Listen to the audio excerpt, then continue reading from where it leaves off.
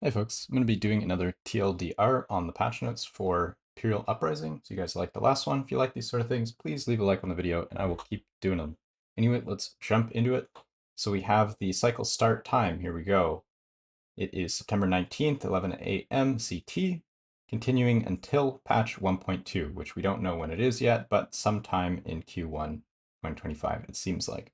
So you can create your characters in Cycle or Legacy. All the characters you have now are moved into Legacy. You can keep playing them if you want with remove only stash tabs. We have some information about the undead. The TLDR is you're going to have a bunch of additional monsters, which means more density in the echoes. And that also will indirectly probably mean a lot more loot, gold, and stuff like that, because more density, all else equal, should mean you get more stuff. Assuming that your build is strong enough to kill things similarly quickly in higher packs. Another thing that's really cool to note is builds that function well with high density, like Frostclaw, which has huge AoE on the spark charges, will really enjoy this increased density. So if you're already thinking about trying Frostclaw with the spark charge, all this density, everything's going to blow up and you're going to like it. So keep that in mind.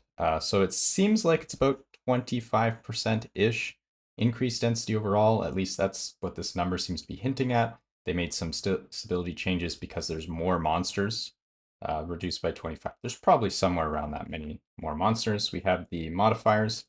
This is already been talked about before. We know these numbers. But yeah, we have favor, reputation, gold, and random uniques. So that ends up getting multiplied because of the way the reputation works. So you're going to be leveling up much quicker, probably going to get to max rank sometime mid 90s, I would guess. So we also have the loot lizards, pretty cool stuff. We've already talked about this, so not too much detail. Not going to jump into too much here, but yeah, cool stuff. It's going to give you loot. You kill them. I guess you don't really kill them. You take them down to 0 life and then they run away. But yeah, cool stuff, loot lizards. Extra loot from this as well. Stash tab priority, we've already talked about this, but this is really big. There's a lot of cool stuff that you can do with this. This is going to be really fun to experiment and see what people come up with of how they organize their stash using this.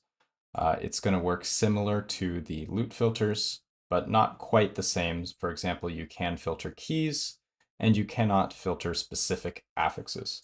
So few minor differences there, but overall really cool change. We have a bunch of bizarre improvements. We've already talked about this before, but basically you can do some extra searching, more fine-tuned searching for what you want, like searching for specific role values within a range. I couldn't really do that before, now you can. I guess you couldn't really do much searching at all before. So yeah, that's overall a huge upgrade. You can list stuff from your stash as well, which is another upgrade. Pretty cool stuff. We have the shrines. So there's 28 shrines in total. We get a little bit more detail now. So 15 player shrines, 2 loot lizard shrines, 10 power shrines, and 1 dungeon shrine. I don't know if we know exactly what a dungeon shrine is. Be interesting to see. Is that just a shrine that's only in the dungeon? I don't know. There might be more details on the Reddit thread if you want to check through the comments. There's usually dev replies there. So yeah, check that out. As far as loot lizard, those are going to give you the loot lizards. Power shrines, they're probably buffs, and then the player skills are just using some skill, which will inherit from the skill tree if you have it.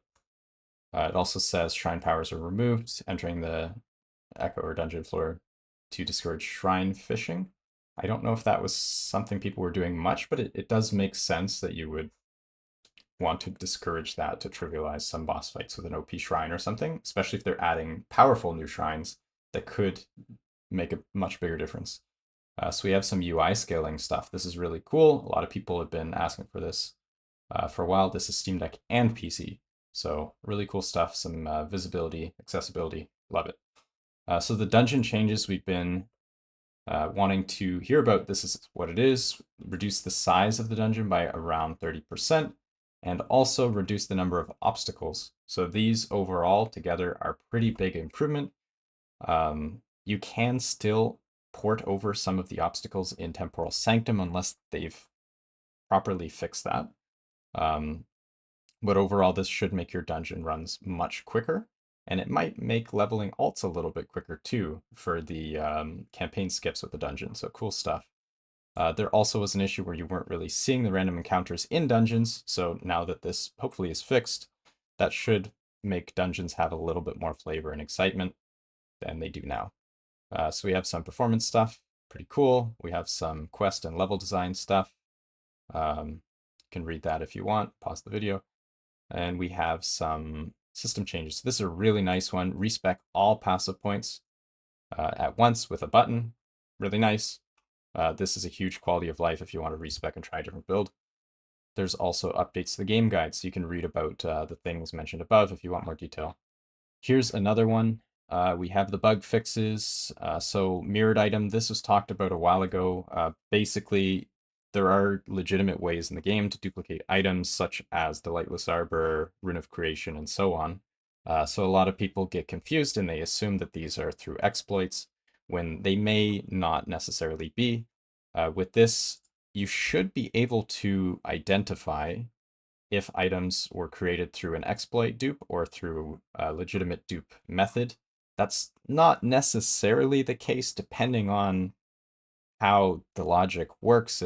Like, just an example, if you were for whatever reason able to create like use runes of creation on a 0 FP, like you somehow, then those would probably still be mirrored. So you may not necessarily know, but that's the idea anyway.